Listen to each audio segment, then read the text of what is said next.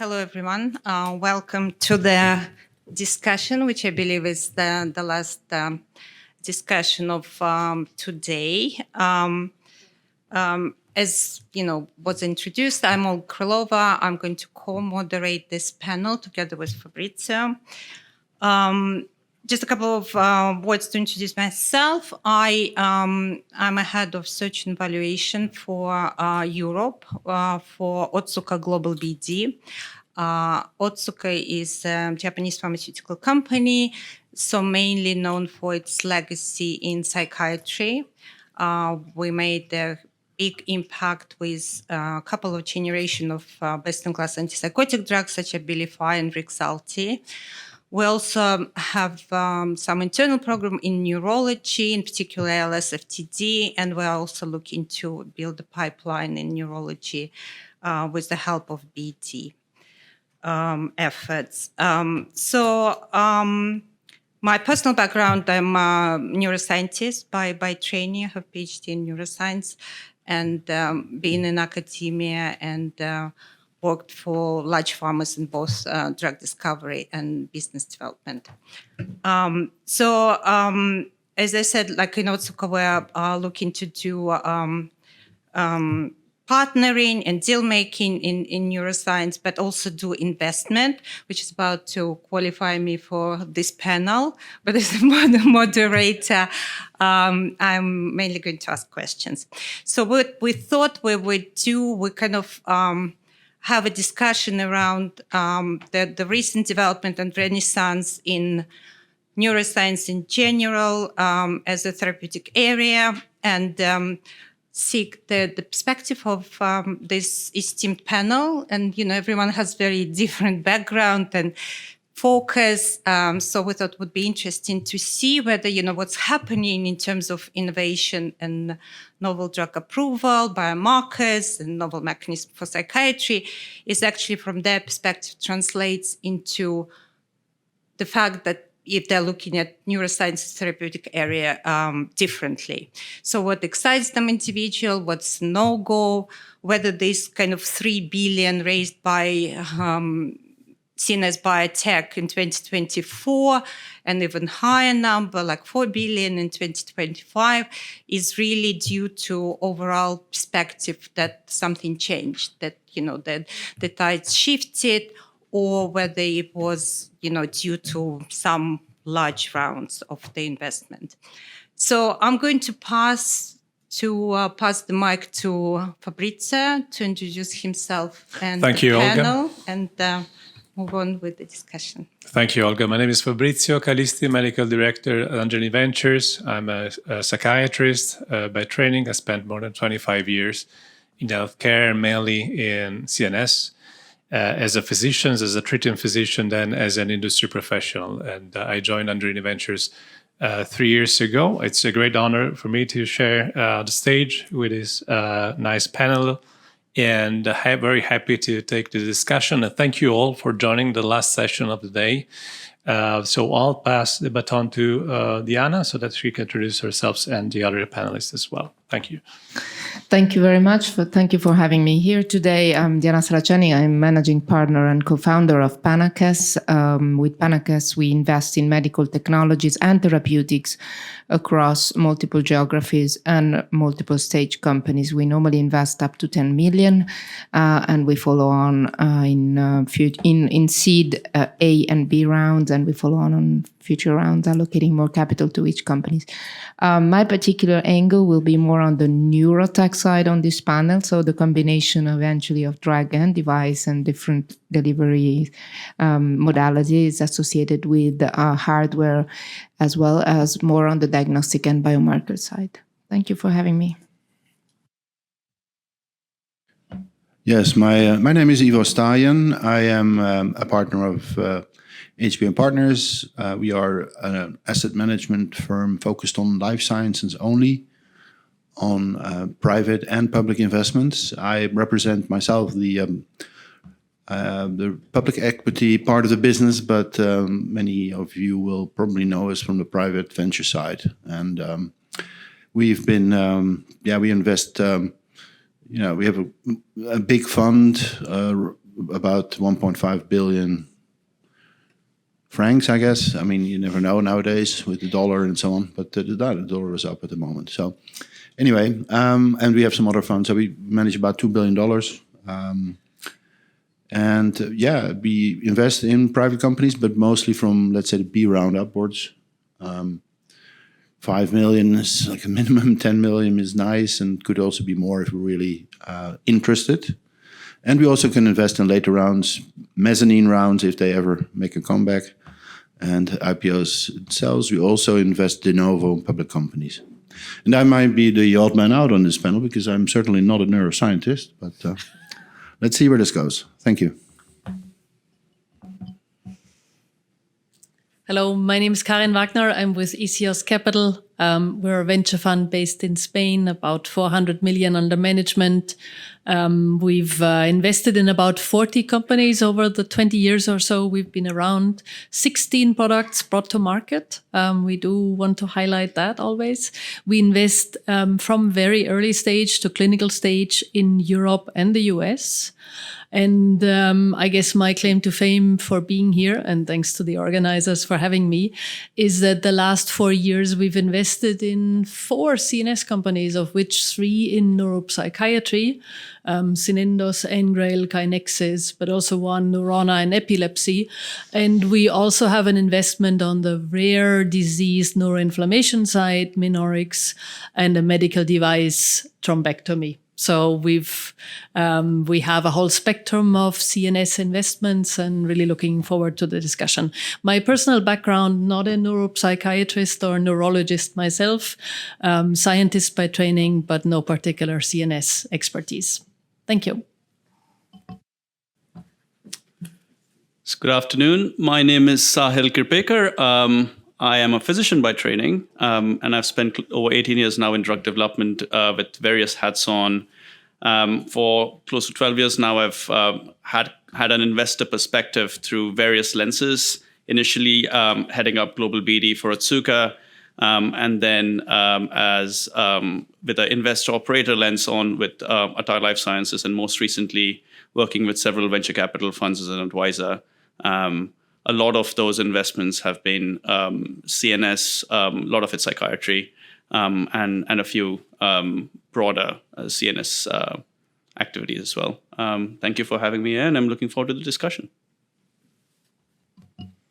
Hi, and I'm Willem. I'm managing partner and co-founder of S.p.A Ventures. We are a fund based in Belgium, but investing across Europe.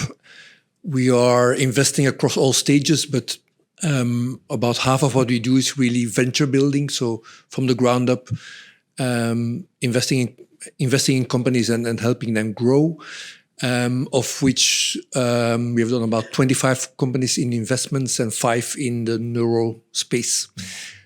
By background, I'm a bioengineer by training, PhD in molecular biology, innate immunity, worked in academia for about 10 years, and then was a CSO and then a founding CEO of another biotech company, always VC-backed before transitioning myself into VC.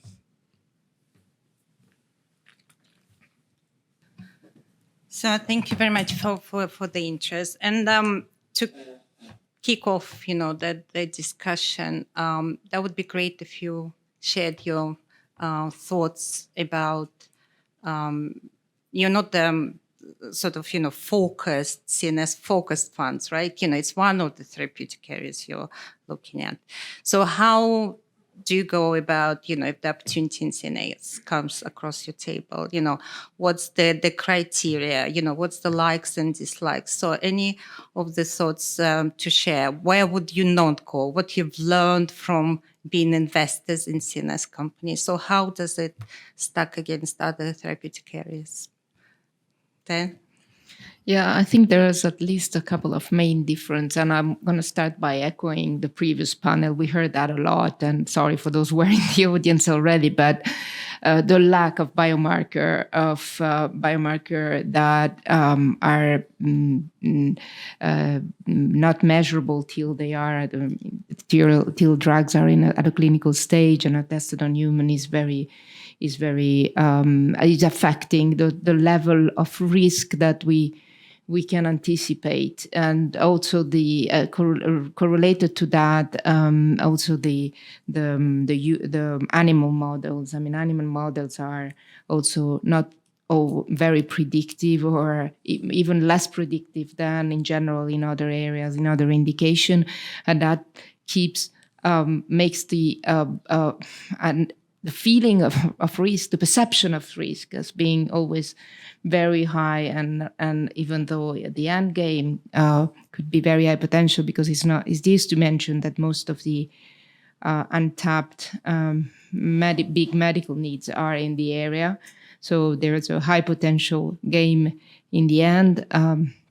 The perception of risk is always very often very too high for us to take the risk. So as an approach, at least at Panakès, we tend to look at things that are late, that are already in clinical, and with some proven efficacy and safety to start with, because that's another quite an unknown for the testing, for the trials. Yeah.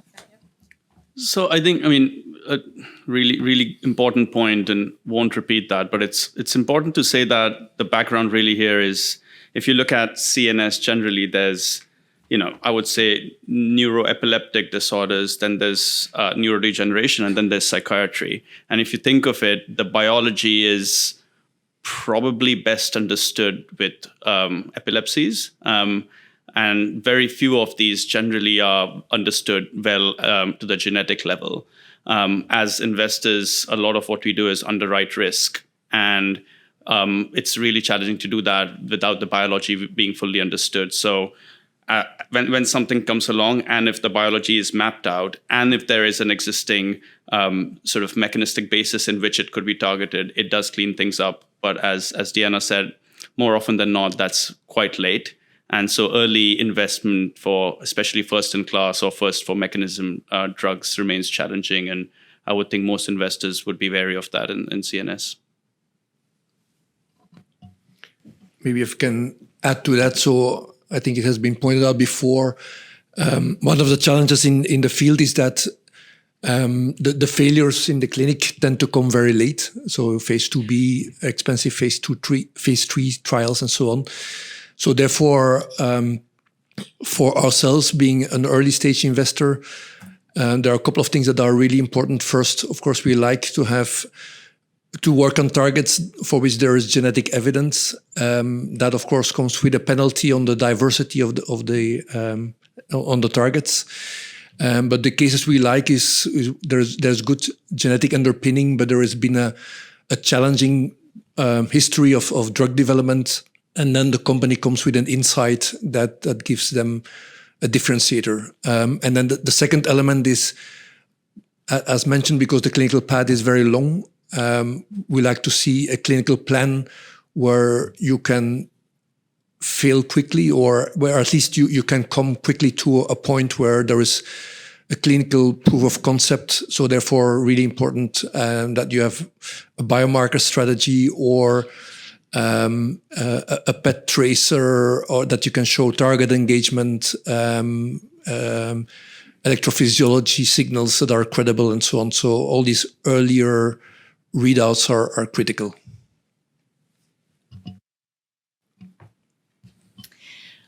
I like to focus on the opportunity here. We've done several investments early stage in areas in psychiatry where there's no good precision medicine tools, but the opportunity is just massive. If you think anxiety, it's the new obesity, right? It's such a large, enormous indication. It's the basic indication from which many other psychiatric problems arise. It has a very, very high underdiagnosis and unmet medical need. It's also a very interesting indication to run clinical trials. Yes, sure, you can say the animal models are terrible. You can also say it's very difficult to run clinical trials, and you can't run clinical trials that will fail early. I just don't think you can.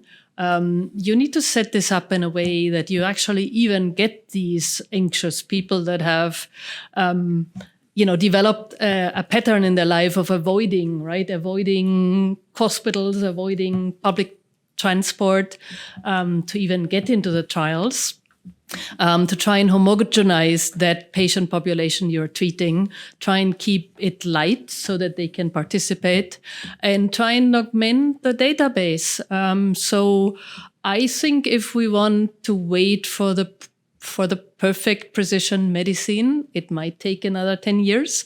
Those of us that want to really treat the unmet needs, I think you just have to set it up to go after several indications, do whatever you can, of course, on the biomarker side, and finance it properly, because you will have late-stage failures. It's clear that any psychiatric treatment that came to market did have late-stage failures. I don't think we are beyond that yet. Eva, would you like to comment? Yeah, thank you. Yeah, I mean, from a public equity perspective, I mean, I'm looking mostly at the end result of stuff that does work, that does come to the market. But so we've had a number of good developments over the good company developments and good company exits also on the public market over the last couple of years. I think what's changed the perception, I hear all the problems from the experts here, but if you look at what's going well in CNS at the moment, I broadly agree with Sahil on the three sectors of the CNS market, I would say. I think we've seen a really nice improvement in the neurodegeneration diseases. So Alzheimer's disease, we have finally some disease-modifying drugs on the market, antibodies, which are not perfect, which are not very good. But at least that gives an impetus to the science around these neurodegenerative fields to get investment, to develop new drugs, and Leqembi and Kisqali, Kisluna on the market. And there will be more and better drugs for Alzheimer's disease and probably also for Parkinson's, now that we speak of it. Neuropsychiatry, yes, that's difficult. So I consulted my personal CNS analyst in the team, and she said, well, the problem with neuropsychiatry is that you don't really have a complete de-risk until basically phase 3. Maybe if you're generous, phase 2B, So, and that's the problem. And on the seizures, I do think you have fairly early signals of efficacy already. So that's why we see a lot of companies now rushing to the market, actually, with quite credible molecules. Like we are still waiting for the readout of Otsuka, I guess, that should become until the middle of this month. This is from Xenon Pharma. So, but I'm overall optimistic, and there's been a rebirth because of certain successes. So cautious optimism, that's what I'm sensing from the panel. And Fabrizio, what about you? Yeah, thank you. So following on what Ivo just said about neurodegeneration versus neuropsychiatry, generally speaking, as two separate clusters in the field, it is true that in the last 5-10 years, we're witnessing a resurgence in the field, driven by big achievements in AD, but also new mechanism of action in schizophrenia, new mechanism of action in depression, and new wave of research in neuropsychiatry. So I'd like to hear from the panelists their thoughts on these two clusters, neurodegeneration and neuropsychiatry, and whether there is a different perception of the risks and the opportunities in each of the field, and where the good money is moving to. Is it more neurodegeneration or neuropsychiatry?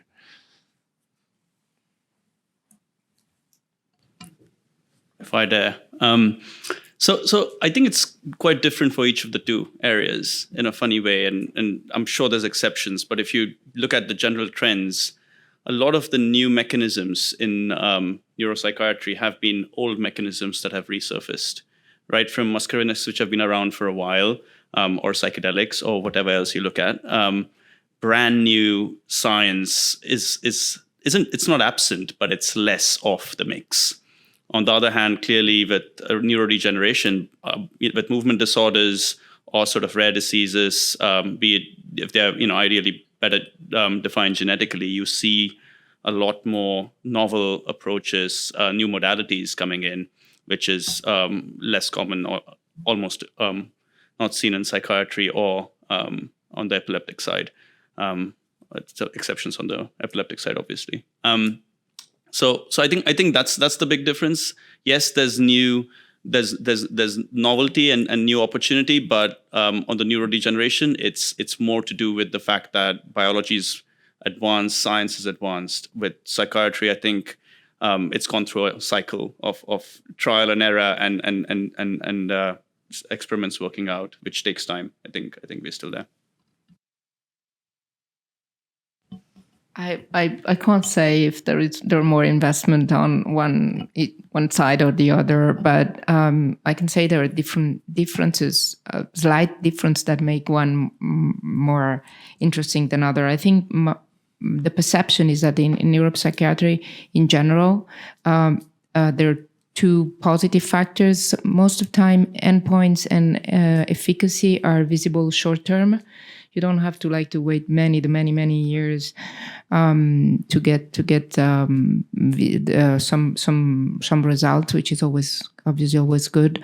The other thing is that also patient stratifications happens to be easier and more.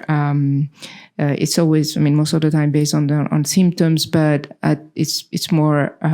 There are less mistakes, more diluted, if you want. It's less diluted than in other neurodegenerative disease. But on the other side, on the neurodegenerative disease, I think there's most of the largest market opportunity still. So they're attractive for a different reason. I wouldn't be able to say if investors are more attracted by one or the other. Frankly, there's a lot of opportunistic approach on each. I can maybe add a little bit, not from investor, but from business development and deal making side. So for a company like Otsuka, we're very deeply into psychiatry. So we know all the sort of indication. We have our views on commercial attractiveness of any of them. So we wouldn't touch a deal before phase 2B data is being generated. We're just knowing the risks that are associated, especially with the novel mechanisms, etc. But in neurodegeneration, we're looking to actually do, what I said, the team's been set up to do equity investment in the companies, and we think, putting our early money into the different buckets, because, for that, there's more genetic link with this specific molecular targets or mechanisms, and we can maximize the potential of our investment and take risk in that space with the, getting engaged with the companies earlier and then, mitigate the risks like that. But I'm interested what Fabrizio is going to say from Angelini Ventures perspective, because, he's been asking questions, not answering them yet. No, yeah, that's of course, I think I agree with what Diana just said about the opportunities that you have in each field, right? And of course, neuropsychiatry, you have the possibility to reach very short term. Sometimes it's just a matter of weeks, and we've seen product approved on the basis of clinically meaningful effect in just a few days. So that's an obvious advantage when you design and execute trials.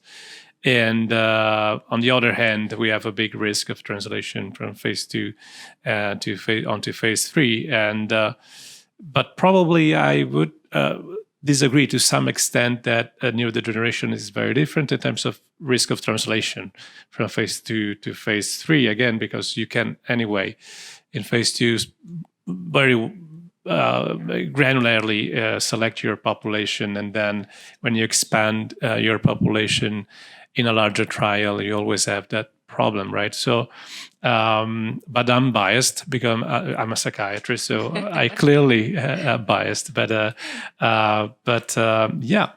maybe we can switch on to the next topic, right?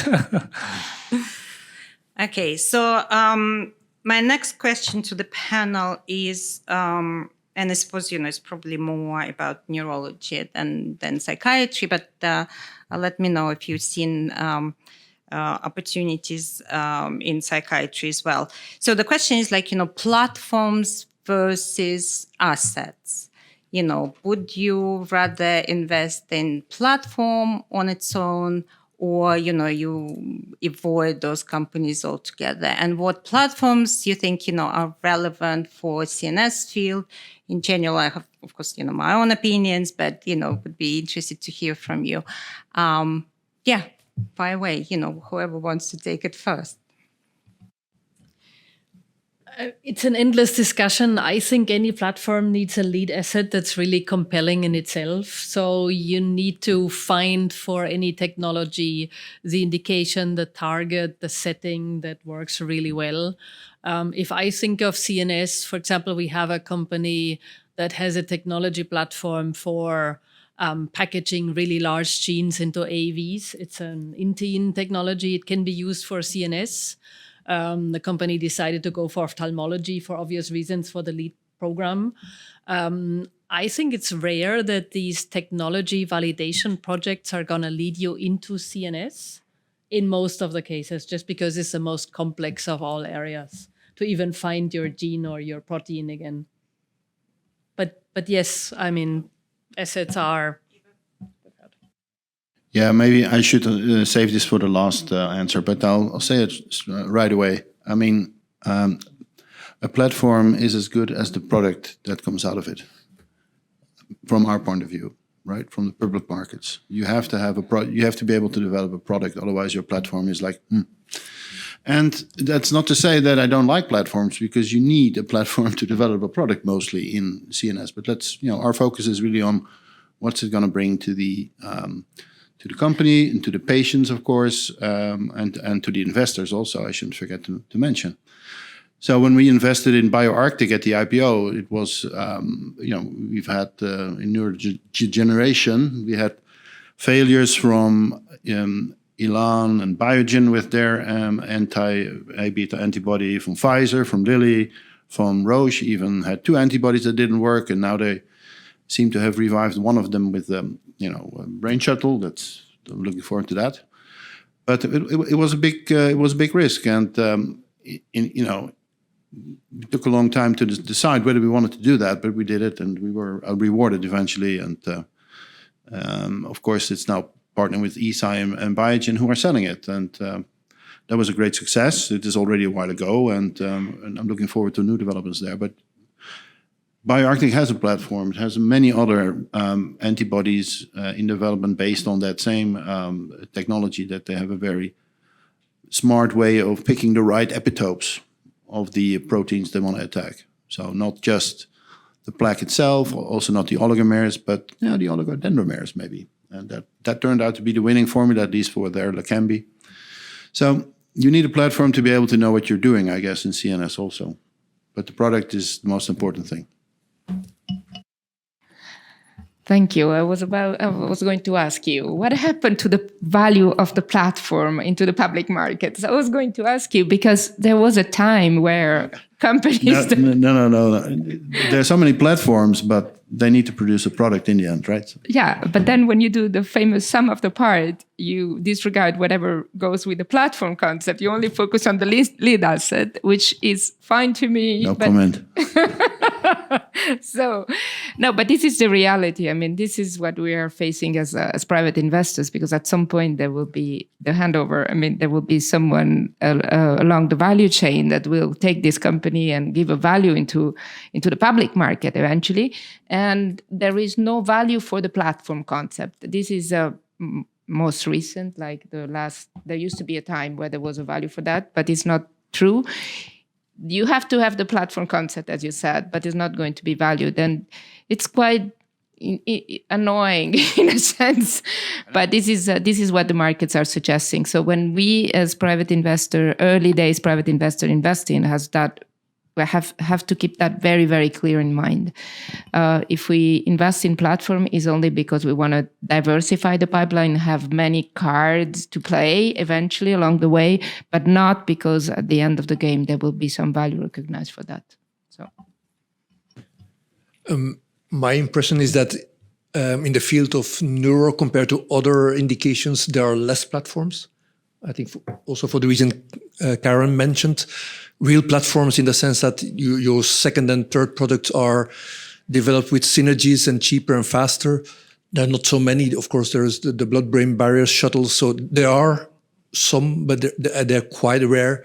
So I see most of them being quite narrowly focused on certain assets and then very diligent clinical execution. So I think that's more the rule in the CNS space.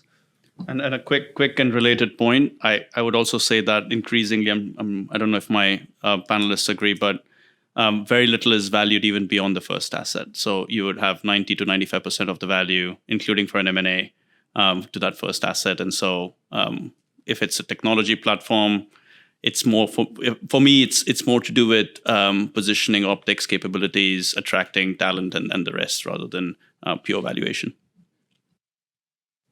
Yeah, I think we have an agreement across the panel. I just wanted to highlight that for us, for example, and for neurodegeneration, the relevant platforms are either novel target identification, if you have the platforms, you have brain shuttles, and you have maybe another platform that is totally relevant for CNS indication. It's targeting protein aggregates and protein degradation. There's also, for the disease and neurodegeneration. Yeah, I'd say, they're more specific for neurology, not exclusive, but, specific.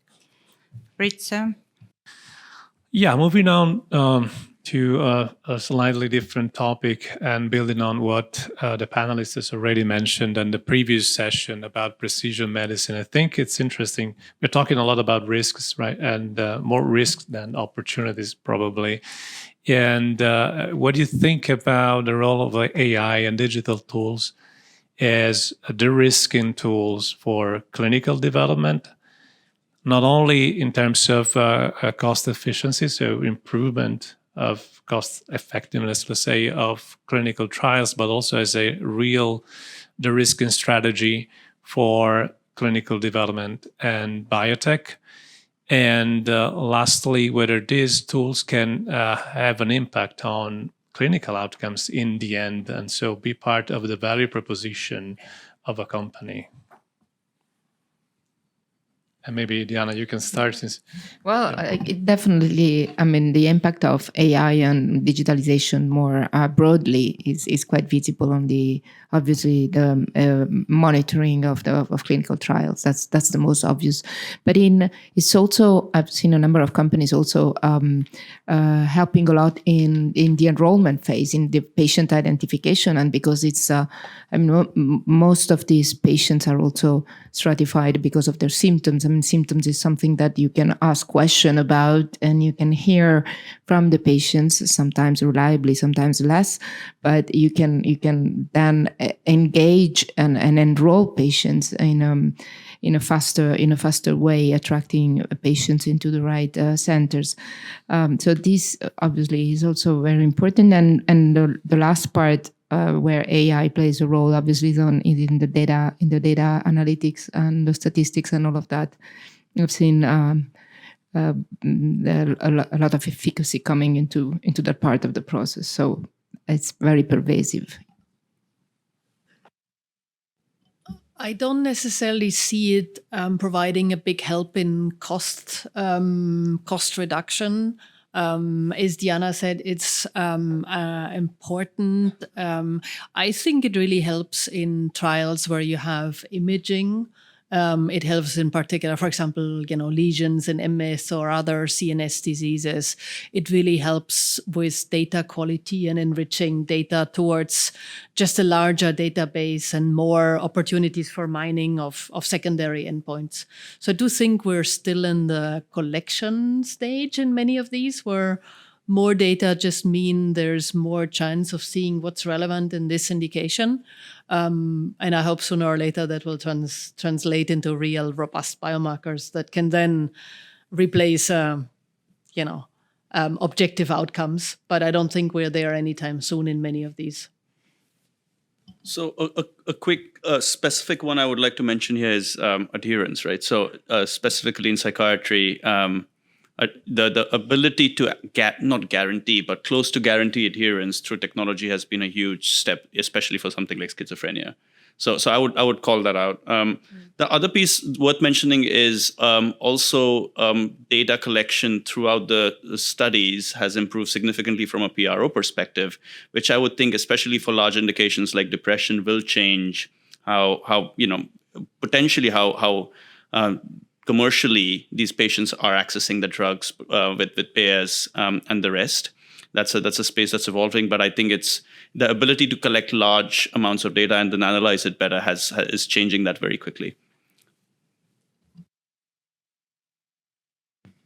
Yeah, maybe another one to point out. It was pointed out also in the previous panel that was more focused on neuropsychiatry, but for instance, speech analysis and using AI there, but also in the context of memory and cognition, definitely in vogue and allows you to have a much richer analysis by analyzing the speed of talking, the position, the articulation, the syntax, and all these information that are very difficult to extract, except if you use the pattern recognition power of AI, and very often they predict sooner than classic memory functions. So a lot can be done there, and also to look at patients that are going to or predicted to evolve faster or decline faster, and so on. So there's a lot of potential there. I've heard that on one of the panels, not at this conference, another one, that the biggest impact of AI and soon will be on the writing of clinical protocols or analyzing the data.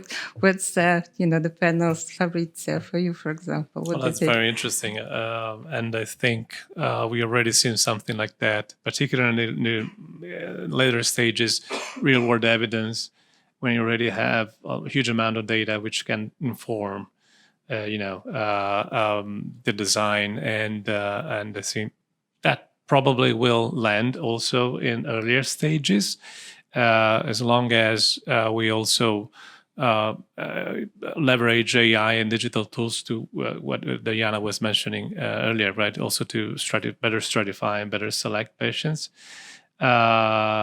But again, since I'm a psychiatrist, I've been doing that for a while, right? I'm a bit jealous about that. So I'd like to keep the human eye on this, at least to some extent. But of course, that doesn't mean that we don't need to use new tools, right? And probably, my comment is that AI is impacting already the way we generate data, and probably costs will increase now because of AI, I believe, right? Because now everything about AI is very expensive, and it will be more expensive probably in the future. But in the longer term, I believe this will help reduce the cost in the end and democratize research a little bit more. And that will be a good opportunity for smaller companies, right? So it's a very interesting point, right? So at the moment, McKinsey, BCG have offerings which will crunch through, whatever available public protocols and designs of a certain indication, and present sort of a framework for someone to review and finalize, which basically needs you to have a team of 1 or 2 relatively senior people to get done. Historically, you would probably need somewhere close to 10 people of mixed sort of grades within the organization to do that work over 4-ish months. I don't know if it's made things cheaper. Because clearly money is moving in a different direction and profits have changed hands. But it's an interesting point as to is that making clinical research and development cheaper, or is it making it faster? Yeah. Something to think about. Yeah, that's interesting. So now let's say after all these caveats and hesitation, you have invested in the CNS company. So what's your prediction and what's your view on the potential exit? So do we think, anything is changing in public markets? And I was probably the question to you mainly, or we're still relying very much on the good old M&A. So whoever wants to take. Well, in that case, I can start, I guess. Well, we've seen a couple of good exits. Like I said, ITCI bought by J&J and Karuna being bought by Bristol, both for about $11 billion. That's quite a lot of money. But the products are still growing, and they're being developed in additional indications other than the ones for which they were initially approved. So, I mean, the game is up. And the story is continuing. Let's put it that way. For J&J, it's interesting to buy ITCI on top of their own Spravato franchise, of course, which they got approved, and which is still growing nicely. So J&J is putting together a very nice CNS portfolio without really talking too much about it openly. And we might see maybe some other additions to their pipeline in the future. And yeah, we've talked about psychedelics here a little bit, and that has been very interesting developments. Also by one of the companies for which a representative was on the previous panel. Very nice data there. So it's all, and there's a number of competitors, of course. So I think the interesting thing is that ITCI and Karuna, ITCI was on the market before they were acquired, right? So normally, you would think that a big pharma company would buy a target before the market introduction, so they can shape basically the launch, shape the clinical development program going forward if they're going to pay so much money. So that was interesting in the case of ITCI, but I guess Auvelity, Auvelity was just selling too well. It might not be the most efficacious schizo drug, but it is very well tolerated, thank you, and which also increases the market to the lesser severe cases, right? So in the old days, I guess nobody really wanted to be on haloperidol or something like that. But if you can take Auvelity, maybe and there's also an interesting thing in the development, certainly of neuropsychiatry. There is less the hurdle to seek treatment has decreased. I think you and Diana were also alluding to that. I mean, since the COVID pandemic, I mean, anxiety, scripts are going through the roof, right? And this lowers the burden for patients to seek treatment, and this is also in itself market growth without having growth in population even. I think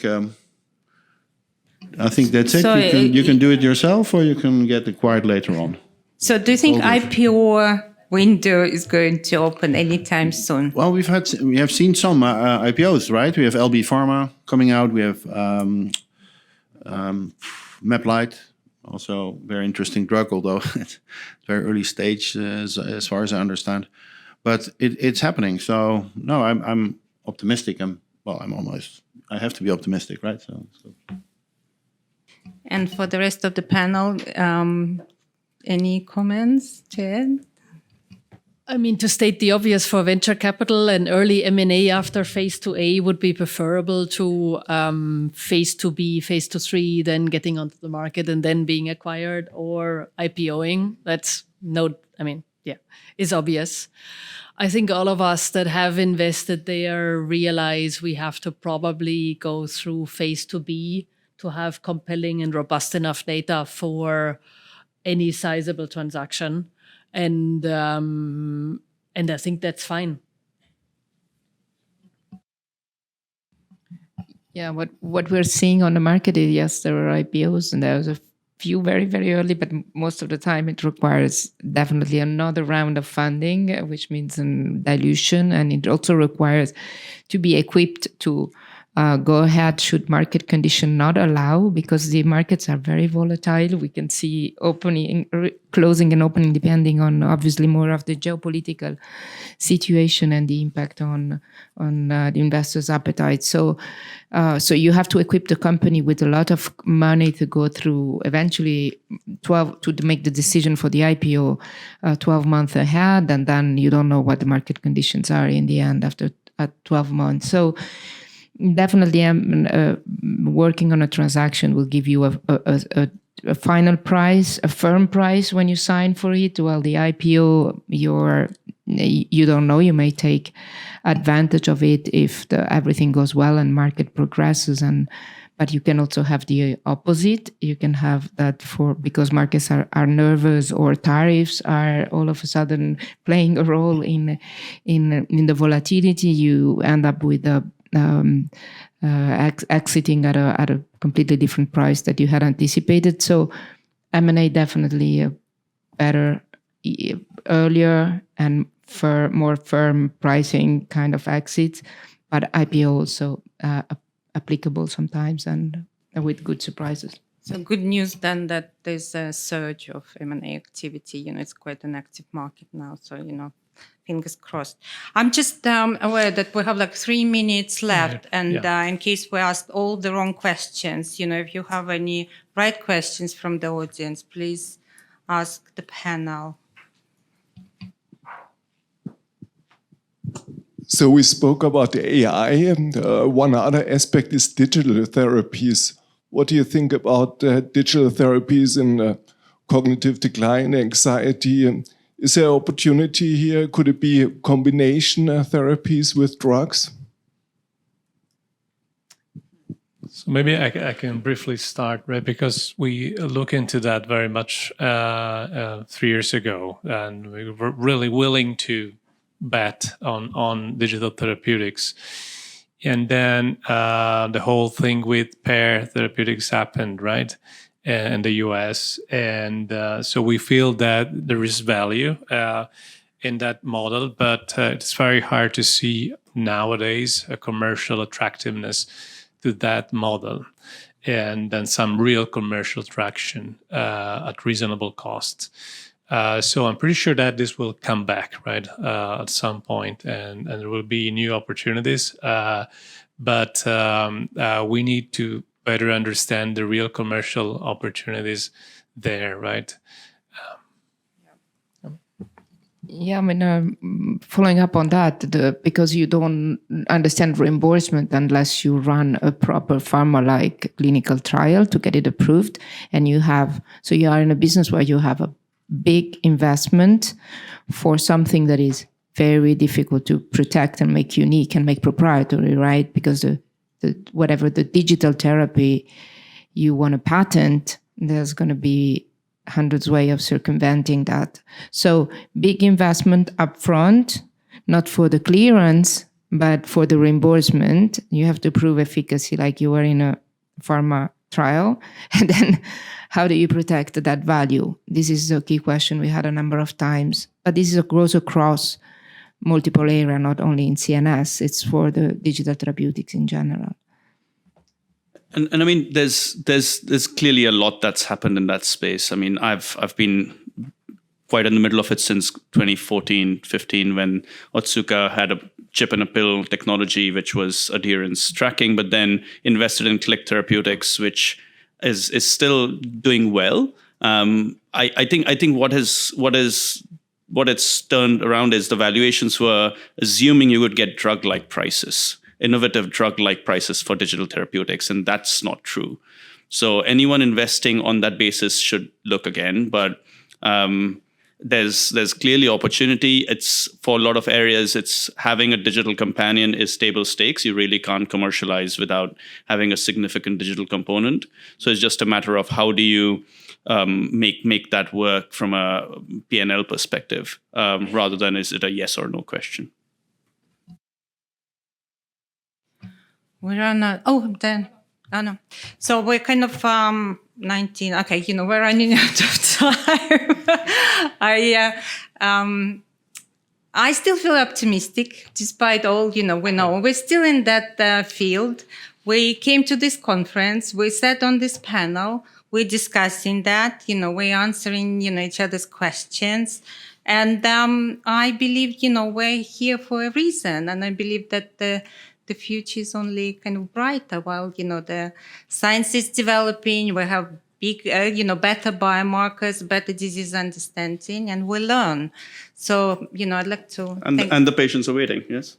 So our patients are waiting, exactly. Yeah, so, right. So let me also, as Sure. a medical doctor and psychiatrist, I think particularly in CNS, of course, this is true in all therapeutic areas, but I feel this very close to my heart. When we invest in a CNS company, we don't invest in molecules and products. We really invest in more than that. I think restoration of human experience, which is something invaluable, right? So that should be the North Star for each investor in neuroscience, particularly.